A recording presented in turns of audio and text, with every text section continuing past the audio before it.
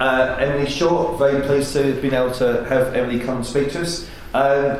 Emily's a woman of many identities: freelance writer, developer, academic, all sorts of things, but it all comes down to interactive fiction, and definitely one of the biggest lights in interactive fiction at the moment. I'm very pleased to have her come and talk to us about the past, present, and future of interactive fiction.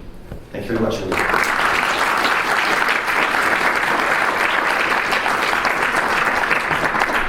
Thank you. So I was asked to come and talk about, kind of give an overview of where interactive fiction has been and where it's going in this kind of long-term timeline way. And I realized as I was putting this talk together that I had gotten myself into a little bit of trouble, because on the one hand, there's a lot out there already about the past of interactive fiction, the past of text adventures, and while I have more things to say about that, I didn't want to be kind of telling everybody about the same canonical works that they might already know about in this field. And then my second problem is that I was promising to talk about the future of interactive fiction, and I have a terrible track record when it comes to this. If I go back and look at interviews where somebody has asked me 5 or 10 years ago where I think IF is going, my responses are comically off base. So I thought, well, so I could do a talk where I'm basically telling you some of what you already know about what happened, and then some total lies about the future. Or I could slightly shift the way that I'm doing this. So what I thought I would do instead is this. And so what we're going to do is we're going to look at, over the course of the past several decades, what have people been seeing as, from their point of view in that moment, the future of IF? What did they think was going to happen? What did they hope was going to happen? What did they see as experimental games that had some kind of promise? And then what actually did happen with those possible futures? And that doesn't necessarily get us to the point where we can extrapolate for sure from where we are now, but at least it will be, I will feel slightly less fraudulent doing the talk, which has its own inherent value. So there is a necessary starting point for this conversation, which is Crowther and Wood's adventure, Colossal Cave, whichever way you want to take that, which is kind of the text adventure, the story of entering this caving space, exploring it, moving through it, using different compass directions, using the ability to enter adjacent rooms, pick up objects, solve puzzles, defeat enemies that come up against you. So this is the sort of point in the late 70s where this game became prevalent on mainframe computers all over the world. People who had access to those systems were playing with it, revising it, rewriting it, coming up with alternate ways of experiencing this kind of story. But it comes back to this initial description of a place and experience. We're putting you as a character in a particular spot.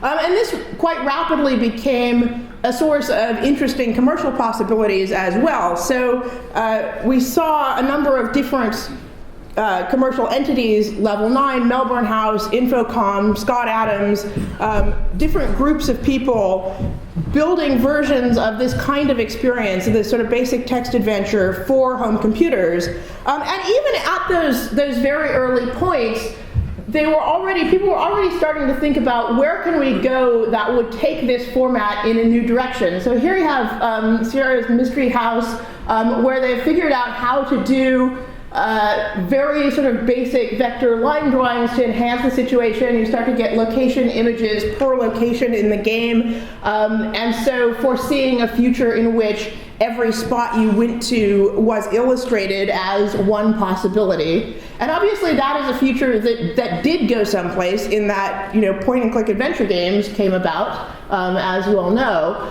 But this also was not the only direction that commercial games continued to take. 1982, we have The Hobbit, where there are very active non-player characters running around, characters who are making their own decisions, taking their own actions, the sort of key line from this that everybody remembers or refers back to is Thorin sits down and starts singing about gold. You've got these characters who will do sort of in-scene things in order to kind of express who they are as characters or to push the story forward. And again, this was something that was ambitious that sometimes led to sort of fantastically bizarre bug states, and was not necessarily universally taken up in other commercial work at the time, but it was kind of a concept of what could happen from there. In the Infocom catalog, you get Infidel in 1983, which is their first piece of interactive fiction, their first text adventure, where the ending is unhappy. You are playing as a Western archaeologist who's exploring a pyramid in Egypt. You haven't particularly treated your team of helpers very well, and they've gone off without you. And it's clear that the protagonist is just not a nice person, and that you're approaching this whole process of archaeology with a desire to just kind of loot the place. And it's the first game that really kind of extrapolates, okay, if you are this kind of character, this kind of protagonist who is trying to go through this space and grab every valuable thing you can see and exploit every situation you can find, that actually makes you not a nice person, and what is an appropriate outcome for behaving that way. So this is a game where you get all the way through all of the puzzles, and I know I'm spoiling this for you, but you've had a long time to possibly play this. You get to the end and you do not, in fact, make it out with all of your stolen possessions. And so that kind of raises the possibility of there can be a game with the goal state, but the goal state doesn't really reward the protagonist. And so that was kind of an interesting possibility. Mind Forever Voyaging, 1985, you start to get the possibility of games that are about doing serious political intent in interactive fiction. So this is a story in which you're able to explore simulated futures. The point of this is to explore simulated futures that carry forward the politics of the day and their implications, and give you a chance to look at what are the implications of basically sort of a Reagan economy and some of the things that go with that in this particular fiction, and what could go right and what could go wrong with that. And this is an attempt to kind of break out of the straightforwardly game-like experience in a different way and focus on leading you into a particular rhetorical position from that experience. So again, none of these pieces, I mean, there was Infidel, and then most of the games that Infocom did after that had happy endings.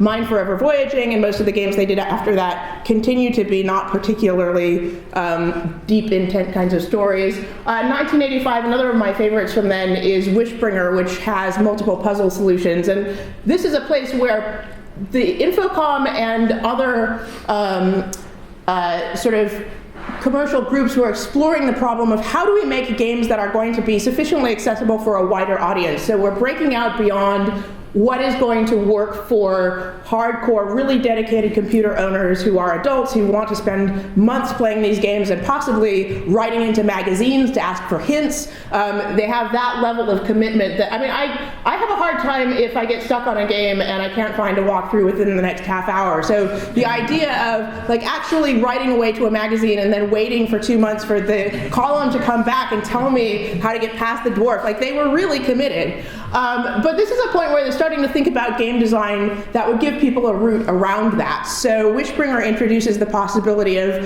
playing different puzzles at different difficulty levels, and if you find the hard solution, good for you, but if you want to use the easy solution, then you can make progress through the game anyway, and kind of opens up this possibility of targeting a broader group of people. Alter Ego. Some people might or might not classify this as sort of classic interactive fiction, but this is another piece of like an interesting sort of message from the 80s hair and 80s politics. Alter Ego is a game. It came in two versions, the male version and the female version, where you're allowed to tell it what you would do in a host of situations over the course of your lifetime, starting out as a baby, as a toddler, making sort of choices that affect how risk-taking you are as a little kid, and moving on through the entire course of your life. And it's really a game about exploring the implications of those choices and who you're becoming as a protagonist. So not so much about, I'm going to tell you one story and I'm going to lead you through that via a series of puzzles, but I'm going to let you explore who you want to be, you want to shape the protagonist to be, and what that would mean in this context. It's also, as some people have pointed out, an interesting kind of regressive piece, because even though this gives you an entire lifespan to live out, it envisions basically all of the future as being exactly like the 80s. So, you get into kind of middle age or later, and you're basically dealing with the same situation that you were as a child. This is one of my favorites, and I've become more and more willing to say it's one of my favorites as time has gone on. Plunder Hearts is the first IF game that I ever actually finished on my own, got all the way to the end of, and it is one of the sort of late Infocom pieces, again looking into what are the possibilities if we're reaching out beyond the audience that we already expect to have and the people who are already buying our games? What if we think about possibly women game players? You would think that as people were thinking about this in the 80s, we would be done with that argument now, but unfortunately not. But this is alongside the fact that it is a swashbuckling romance story with lots of, you swing from chandeliers and you sneak poison into people's food, and it's really fun. And it also has one of the most sort of extensive plots of any of the games that were coming out at this point, and a lot of things that happened quite a bit later on in interactive fiction development. You can really find some antecedents in this particular piece of, this is a game that is ambitious about giving you kind of a nice narrative arc. This is a piece that is ambitious about having lots of non-player characters running around and having their own plots and their own desires that you're interacting with in these intense person-to-person scenes, and just kind of takes that part of the interactive fiction text adventure experience someplace that it mostly hadn't explored too much before. Also, 1987, Infocom is thinking about what can we do that goes beyond that sort of standard presentation of a text adventure. So if we introduce some RPG elements and some automatic mapping. So this is a screenshot from Beyond Zork, where you can see that it's actually given you kind of room description at the top and a little map that's it's coming out as you play along. And this is really the point at which, this branching out that Infocom was doing was an attempt to broaden their audience and their commercial appeal, and they were laying some groundwork for other possibilities. And then what happened was they went out of business instead. And so this is the point where kind of the story of interactive fiction development shifts towards the hobbyist community, which existed at first on places like CompuServe, then on Usenet, subsequently on bulletin boards. People who really have loved and enjoyed interactive fiction and text adventures in their classic form still wanted to write them, still wanted to distribute them. Some people were sharing shareware, but after a fairly short period of time, after a few years, it became much more kind of a freeware group. And what happened for much of the sort of early 90s stretch between sort of 1992 and 1995 or 96 and there was people making new tools that could reproduce what had been done before commercially. So a lot of that was being kind of re-explored and recreated, and just how do we get this ability back at a quality level that's equivalent to what we were doing commercially. But in the late 90s, that you start to see people getting ambitious again about what is, not to say that the earlier projects were not ambitious, but the question of what does the future of this medium look like starts to recur. And this is the point at which, so what I've been talking about so far, those are things that you may already be familiar with and you may have heard of before. But this gets into the point where people are getting much more speculative about what could we possibly do with this medium that goes beyond what anybody's done before, not inside the sort of standards of the commercial work that's already out there. And so 1996, you get a game called In the End, which is one of the first pieces of really intentionally puzzleless works. And it's about sort of dealing with depression and suicidal acquaintances and being in this position where everything is kind of hopeless and distressing, and telling the story of that experience without any kind of puzzles as barrier, but just allowing you to explore a space and a mindset in a text adventure style way, but with a very different kind of intention. So this is kind of picking up some of the threads of something like Infidel, the idea that this doesn't necessarily have to have a goal with a happy ending, but it's breaking out a lot more from the mechanical expectations at the time. And this was something that was really quite hotly debated. It doesn't now seem particularly controversial, but at the time on Usenet groups there was a lot of discussion about, is it possible to do something with this that is compelling at all? Can you give somebody a powerful experience within a text adventure if they're not solving puzzles? Like, what else would you want to do but solve puzzles, obviously? So this actually picked up, it was not in itself recognized as necessarily the greatest work ever, although people were very interested in it, but it did kind of establish that possibility space, and it was picked up almost immediately by other games that wanted to go further with that idea. So you're much more likely to have heard of, if you know some text adventure and some interactive fiction, you're much more likely to have heard of Photopia from 1998, which is Adam Kadri's really sort of powerful story about a traffic accident. I'm going to be serially spoiling every great IF game, by the way, but I won't tell you exactly what happens at the end of that one, but it is also predominantly puzzleless and very much influenced by this idea of, what if we make this experience be about talking to characters? What if we make it be about evoking a particular mood rather than focusing on how do you get a light source, how do you get a key to get past this particular puzzle? 1998, we also start to see people who really, HTML has taken off enough that people start to get excited about the idea of, what if there were IF that looked like a web page? And of course it's, what if there were IF that looks like a web page in 1998? But you start to get some initial explorations of that. So the tool TADS gets an HTML TADS feature, and this is one of the first things that was done with HTML TADS. It's a Golden Skull, which is an example piece by NK Guy, and has all of these kind of interspersed illustrations. And although, in one sense you could say, oh, okay, this is basically just, there are plenty of illustrated adventures in the world. Why is this, striking or groundbreaking or interesting?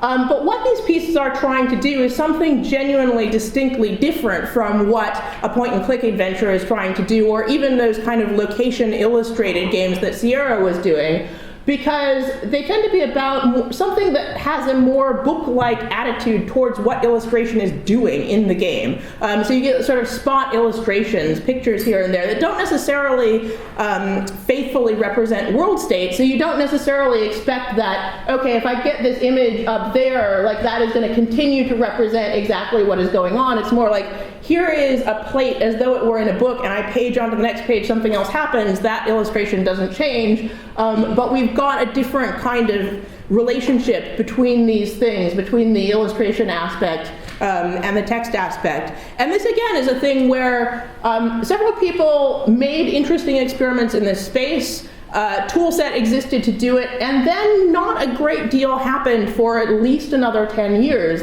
People would occasionally make illustrated pieces, they would occasionally make pieces that had music tie-in as well as some kind of soundtrack. But for the most part, there wasn't really a lot of movement on this front, and part of it was because I think it's asking for more skills from the author. One of the great things about hobbyist interactive fiction is that it was always a medium in which people could work as single individuals. So you didn't necessarily have to have collaborators. You just needed to be an okay level of programmer and have some writing ability, and then you could do it. So as you layer on, and you also would want to be able to make illustrations, and you also would want to make music, then this sort of ability to deliver that falls off a bit. But there was this kind of there was a brief period between 1998 and 2000, I would say, where the IF community was like, yes, this is definitely, like, multimedia IF is totally happening. This is going to be the wave of the future any minute now. And then, like, there was a long pause. Sam Barlow, you've probably heard of because of her story and because of some of his other work. This is actually the first point at which I heard of Sam Barlow was his game Isle in 1999. And this is a one-move piece. You are shopping in a supermarket and you can pick one thing to do while you're shopping. You could be examining the things around you. You could be looking at the pasta on the shelf. You could be attempting to kiss the woman who is also shopping in the same aisle. You have all of these different kind of possibilities. And every time you make a move, you get an ending. It gives you a different sort of resulting piece of story at that point. And those endings, sort of, if you piece them together, suggest this backstory of what's happened to you, this sort of tragic romance that you had that went wrong. You were in Italy, things didn't go well. Some of the variations, like depending on exactly what you do, not all of the endings line up perfectly. But this also is a completely different vision of what interactive fiction could be for and what it could be doing than a lot of the work that had come before it, because it's focused on this possibility of getting the player to play through all of these different short experiences in order to piece together a narrative understanding. It's not about solving a puzzle in the world model and overcoming an obstacle like a dragon or something like that. It's about piecing together this puzzle of what does this mean? And if I explore this narrative space, what do I get out of that? So there have been previous games that were doing multiple endings, but to do it on this scale and to expect the interaction to be something quite different was also really exciting to people. So this is another point where people were sort of thinking, okay, well, maybe we need to, kind of re-explore what we're doing with the structure of these things. All right, this is the point at which I sheepishly include something that I did. So 2000, I made a piece called Galatea, which is about conversation with a character. It's a one-room game. You go into a space, which is an art gallery. Galatea is a statue who has been brought to life by Pygmalion in the classic myth. In this version of the story, you actually belong to a society that's sort of science fictionally advanced enough that you have interesting robots that can basically sort of android-like art pieces that you can interact with and ask questions of, and there's a lot of craft around making them look convincing and act convincing. I mean, that's part of the fiction. And so you can ask her questions and get answers back and kind of drive your relationship with her towards, again, many different endings. And I was very much inspired by Isle in this regard. There are a number of different states that you can get your relationship with her into. And part of where I was coming from on this was most of the characters that I encountered in interactive fiction up to this point were there for a very obvious gameplay reason. Like, they are there to block your progress, they're a guard of something, they're there to require you to do a fetch quest and then come back. They have, or maybe they're giving you some important piece of information, but they have a very specific gameplay purpose, and they also have no memory whatsoever. And if you ask them the same question over and over again, they will give you the same answer over and over again. If you take their stuff, they won't remember that you took their stuff. They're just completely, usable non-entities in the game world. And I wanted to make something where the experience was more about an ongoing relationship with the character where they were capable of having some emotional state and you might develop some empathy with them.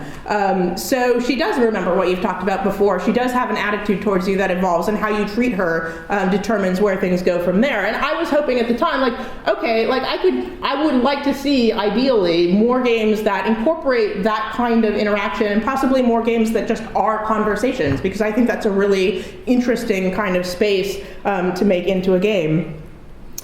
At the other end of the spectrum, Dangerous Curves is a piece in which the world model is incredibly enormous and incredibly detailed. Irene Krolachi put a lot of time and energy into creating this noir murder mystery, and it has all of the rooms and all of the spaces and all of the characters that you need to interrogate, and then there are just buildings full of additional rooms and additional buildings and additional, like you go into an office building and all of the rooms in the office building exist and they all have desks and the desks all have pencils in them. And you know, a lot of her, so she was sort of posting on the news groups about what she was doing with this and how she was kind of constantly running up against the limits of what the interactive fiction tools were willing to do, because she had far too many objects, many of which were, for instance, erasers, to fit into this game. But it's this incredibly ambitious vision of an interactive fiction where the environment is lovingly, deeply detailed at a kind of sandbox level that we now would associate with something like, you know, L.A. Noire, one of these sort of big AAA, you know, and obviously it wasn't presented as a AAA experience, but the idea of this story is encased in a world that is convincing because every single piece of it has been lovingly detailed into place. And if you want to wander way off track and go look at all of that stuff, it is all there. And that was something that people were talking about a lot at this point. Like, can we do this? What's required to do it? What would happen if we tried to kind of open up a holodeck-like experience for players where the world really is that deeply engaging, that deeply simulated, and all of the pieces are there? What would that be like? What would it be like if we let the player choose their own goals in that kind of space? And can we still say that's narrative or not? So there was a lot of kind of cycling around this and a lot of anticipation around what could possibly happen. And then yet a third, I've got 3 things from 2000 because 2000 was really an extraordinary year. And I'm not just saying that because that's when I started releasing things. Although anyway, 1998 was also a great year. So this piece, being Andrew Plotkin, is riffing quite obviously off being John Malkovich. And it's a piece by J. Robinson Wheeler, who his background is in film, and he's done some independent film work in the past. And he was bringing in sort of yet a third style. So we talked about sort of deep conversational IF, we've talked about big, rich world IF, and this was a third vision still, which is something where the plot is really keeps ticking forward. No matter what you do, each moment you're in some kind of narrative scene. And you can interact with other characters, but the world does not stand still for you. You have to make decisions as things are going by. You can miss opportunities, you can get things wrong, but there's this sense of really forward-moving narrative pace, and that was also really exciting for a lot of people at the time. So there's kind of this discussion of like, which of these things is going to be where we're going, which of them is most effective in telling a really compelling story, what do we want out of all of this? 2001 Ramses. This one you may well have heard of. It is a piece about an Irish schoolboy who is bullied at his boarding school and is very frustrated about that and keeps thinking of the amazing things, the witty and snarky comebacks that he would make if only he had the courage to do so. And as the player, you're constantly saying, like, yes, say this thing back. Like, here is the comeback you need. Stand up for yourself. Go for it. Do it. And every time you do that, he has some reason why he can't, and why he needs to be quiet, and why he needs to put up with being in the situation that he's in. And he's very unhappy, but you as a player cannot budge him from that unhappiness. You cannot push him out of that space. It is always kind of there. And to the end of the game, he remains basically who he is. And as a piece of exploring the inside of the protagonist's mind, this goes far beyond most of the rest of what was out there. And so this kind of led to a bunch of discussion about how do we make protagonists who are interactive, who are representing the player, but who nonetheless really are quite engrossed in some issues of their own. It really is their story in a way that's tightly characterized and not particularly dependent on what the player is bringing into this, but is something that's more about the player managing being somebody very different from who they themselves might be at home. Like, you might be somebody who is very fond of you know, sort of letting fly with whatever your thoughts might be in the moment. You can't play that person here. This is one of my favorite obscure pieces, Forever Always. So one of the other things we're talking about in 2002 a lot was a kind of recurring problem. So we'd be really interested in outreach, how we get more people engaged with IF, and also how we push forward the experience of communicating with the game. And one of the things that we were interested in was, okay, commands that we currently have, get the lamp, take this, open the door, those don't really cover anything like the range of natural language human input. And wouldn't it be more fun if we had games that were actually able to understand a much wider range of inputs, and wouldn't that also be more pleasant for players? And so Forever Always is a Scottish romance game in which you have to prevent your beloved from marrying the wrong person. And it's just, some of you may not be able to see the instructions here, but it says, this game uses a somewhat unconventional conversation system. You can't talk to anyone, and you can't ask or tell about anything. All you can do is talk directly. However, what you can do is vary the tone of your speech by typing commands like shout, whisper, growl, and so on. And you can also use adverbs. For instance, you can bristle angrily or muse thoughtfully. However, be warned that the adverb will remain in effect until you switch to a different one. So if you get into your character into an angrily format, they will go on perhaps whispering angrily, growling angrily, etc. For the next several turns. And this is kind of trying to push what the parser could do into some of its edge cases. And this is not the only example of this from around this time, but it's one of the ones that I find most entertaining. But people were also doing things like, what if we made the input sentence able to be much longer than it otherwise would be? What if we were able to understand more prepositional phrases? There's a game called Rematch that's about playing over and over and over again until you find the exact, really quite long command that is going to solve your problem in one move. So there was this idea, like maybe we could do something where novice players don't feel so unnerved by having to learn what the verbs are to communicate with this system. Maybe we could do something where it's just much more good at acting like an English understanding GM might. If you were actually having a tabletop experience, wouldn't it be great if it could comprehend you at anything like that level? And people were also speculating about things like, well, what if we bolted a chat bot sort of onto the front end of this? Like we had if you had sort of standard chat bot software, and then that was taking lots of different forms of input, and then it was sort of pre-compiling that and figuring out of all of these different things that the player could have typed in, like most of these actually just mean take lamp, and then most of these actually just mean go east, and sort of translating for you that way. So there was a lot of exploration around that, and a lot of sort of different attempts to get that situation to solve itself. Other big thing, 2004, there was a lot of talk about what can we do with goal-seeking characters, right? And obviously, characters who do more interesting things have been around for a long time. We saw Thorin singing about gold back in the 80s. But the ambition here was something that went beyond that, where you were able to give characters really complex ambitions about what they were going to accomplish in the story, and they would make plans about how they were going to bring those things to fruition and wander around your game world and try to do those things. So this is an example piece called Battle of Walcott Heath, where it actually is simulating a battle with dozens and dozens of actual soldiers running around the space doing things, and you are just a ghost. So your dead body lies at your feet is because you are deceased and you are wandering the battlefield watching what everybody else is doing. And so you get these long outputs of 5 royalist men-at-arms and 2 royalist archers are standing here. Baron Geoffrey is sitting on the chestnut horse.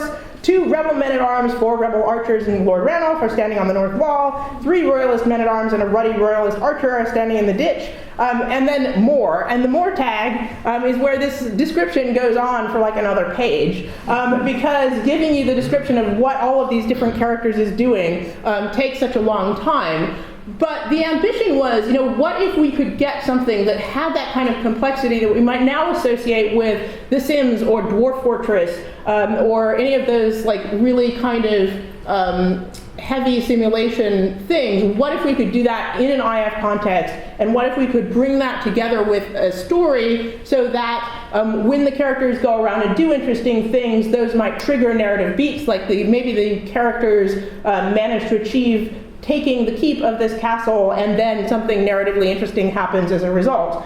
But the thing that we were struggling with was, how do you represent that elegantly and clearly in text? Like, when you have that much quantitative information going on, how do you get that across to the player in a way that is not completely overwhelming? And this example kind of demonstrates the challenge, but many of the other people who are working in this space were kind of running into that same issue.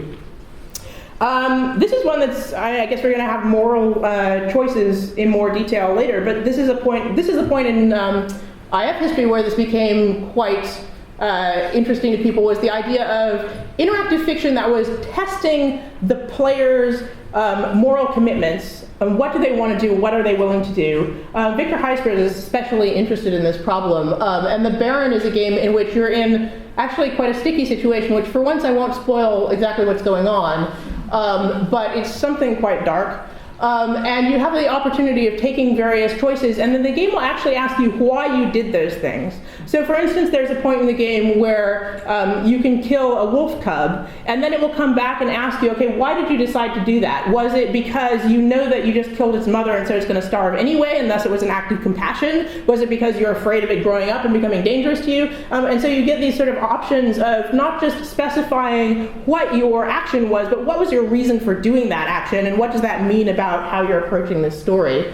Float Point was a piece that I did. There were several other pieces that people were generating at this point where the interest was really in making the story almost into a machine for having a philosophical discussion with the player. Like, not just can we make them feel uncomfortable and uncertain about what they should do next, but can we actually, depending on what they choose at the beginning of the story, can we change the story to challenge them further about the commitments that they've made morally? And where does that lead us? Where do we get to? So another piece in this line is Victor's game Fate.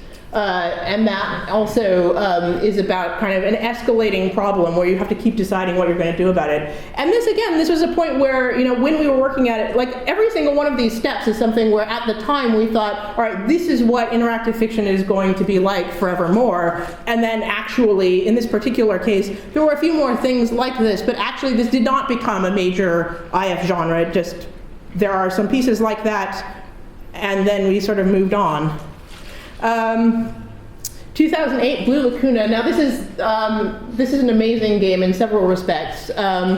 It's a really huge, sort of substantial world that's built on Myst fandom. So you've got the kind of experience of traveling through all of these spaces that feel like they are populated by trees and strange machinery and so on. But it's also really tracking what you're doing and building up this idea of what has the player seen so far? So what do I need to show them next in order to move them forward in the story? And also, what do the NPCs think about you? And so that kind of drama management element of there's a piece of this system that is actually picking what to show you next in the story. Maybe that's the way forward. Maybe that's the way we can get people kind of narratively engrossed in this. So the next several pieces are actually not so much pieces about content, but pieces about how are we going to make this commercially viable. And this was a question that came up over and over and over again. But in 2009, we had Jack Porrishall and The Secret Letter by Textfire, which is an attempt to make a sort of a commercial game that you could sell for $20 and have that actually work. And they did some sort of exploration of what could we do with the user interface in order to make that look like a good value proposition. That didn't really particularly work out. I don't think I'm spoiling anything to say. But then there were other explorations. Okay, well, maybe we could couple with, Jay's games and there's lots of indie games that are making money right now. And at the time, like, this is possibly the funniest / stupidest prediction that I've ever made about the future of IF, which is where I said, like, oh yes, there are more and more casual gamers out there. And so what we need to do is create interactive fiction that gives like a good, satisfying, puzzly experience in sort of 5 to 10 minutes, and then work with these sort of puzzle game or sites that cater to that kind of audience and get a lot of ad revenue, because of course ad revenue will continue to come through forever. And that also did not happen. Another thing, kickstarting IF, Haitian Lands, Andrew Plotkin's Kickstarter for $31,337. He managed to get together some funds to write a piece of Parser IF without the, sort of, well, you know how crowdfunding works, but there are sort of all of these different models of how are we going to do this, how are we going to get it off the ground. And then the other thing that we were trying to do around the same time was, oh, hey, books, right? Like, publishers have money, and what we're doing is kind of like books. So what we should do is try and do something that is interactive publishing and feels more literary and reaches out to a reading crowd, and maybe we can do something by making our presentation style more attractive, and maybe that will work. But there were sort of a lot of germs of ideas, and people putting quite a lot of commitment into those ideas. The other major thing that happened in 2012 was the Twine Revolution. This is Porpentine's Howling Dogs, but this is a point at which a lot of people started writing interactive fiction in Twine, and the point at which the interactive fiction community, which has up to this point in the story considered itself a text adventure community, started thinking of itself as something bigger than that, and started including Twine to a greater and greater degree and more choice-based works also in interactive fiction competitions, in other things that we were doing. And I don't want to pretend this is not a story of the IF community inventing the idea of choice-based interactive fiction. This is a story of us grudgingly, slowly, and very late admitting that there was something of huge value happening over here, which we should probably be paying attention to. But that also made a huge change in kind of what the community saw itself as, and suddenly people were talking about, like, okay, what do we want to do in order to make our community more inclusive to different types of authors and all of those kinds of topics, which we still really have not solved, but we're working on it more than we were at the time. The YOG, a piece with sort of non-massively multiplayer IF, where you are playing with 3 or 4 other people and making choices jointly. So there's a question of how do we tell stories in which different people are able to contribute in different ways and have that be a coherent story that is interestingly interactive for multiple people is another topic. And I'm still, like, earlier ones, I'm like, okay, we've given up on that future is probably not happening, or else that future has come to fruition. This is one where I feel like the jury is still out. Like, I'm still really interested in this question. I don't think we've solved it yet, but I think there might be something there. And then in the last year or two, the idea of limited parser IF, where there's a very tightly well-defined set of verbs available to the player. We make it really clear, like, this is not about you can do anything you want. We're going to tell you the 3 verbs you can use in this game. That's it. And that is a different way of kind of making the game accessible to people who might not come in from that background. So this is going to be a rapid montage because I'm running out of time. But now, now we've got all of these things going on in the IF space. Event Zero, if you haven't tried it, is actually taking chatbot style input where you're talking to the AI inside the computer and giving it commands, but also persuading it not to hate you, which is challenging. Code 7 has more sort of traditional choices in it, but is augmenting that with voiceovers and with all kinds of sort of map elements. Voyageur is doing procedurally generated text about locations that you're visiting over the course of your experience. This one is not so much a work as a cultural fact that Porpentine has a major exhibit in the Whitney Museum of American Art, which is kind of a big deal. This is Southern Monsters, which is forthcoming from Kevin Snow, which is a really a Twine piece about exploring life in the South, particular stories about that. And so there's the point that I want to kind of get to here in the last couple minutes is there's a huge amount going on right now. All of these things, and then Icebound Compendium, which is doing IF supported by AR, Robin Johnson's Detective Land, which is doing a parser choice hybrid. So what has happened to IF recently is that our definition of what it is has massively exploded. And in the things on this screen, you can see the ramifications of a lot of those past futures, right? Like, there are a lot of ideas around, can we make this more accessible? Can we make it more fun? The idea of, like, type whatever you want has even come back with Event Zero, right? And they've got a different way of approaching that problem that reintroduces the possibility of doing that effectively. And at the same time, lots of different explorations about what could the front end look like? What could this feel like? So many of those things have essentially come true, and there's a room for quite a lot more at this point. So the moment is, explosive diversity, which is a wonderful place to wind up.